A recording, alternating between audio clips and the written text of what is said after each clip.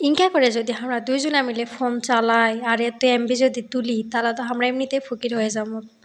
প্রতিদিন 10 জিবি করে এমবি, তাও হয় না দুজনে। তোমরা আবার কবিন যে হচ্ছে পাম মারসিবি লয় দুইজন সারাদিন সারা রাত ফোন।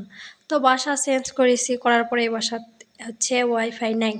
তা আমার আগের রাউটারটা আসেই, তো রাউটার যখন আসে প্রতিদিন 100-150 টাকা করে এমবি তোলা যায় নাকি। তো ওয়াইফাইয়ের অফিসত ফোন দিল, দিয়ে ওই লোকদেরকে আসতে বললো। তো ওরা বললো যে 1 ঘন্টার মধ্যে আমরা চলে আসি।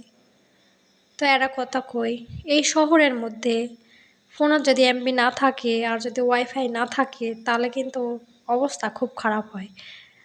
আর আমার অবস্থা তো অনেক খারাপ হয়, কারণ আমি ফোন ছাড়া থাকা পাই না। আর আমার স্বামীও কিন্তু ফোন ছাড়া থাকা পায় না। দুইজনেরই জীবন পান হচ্ছে ফোন।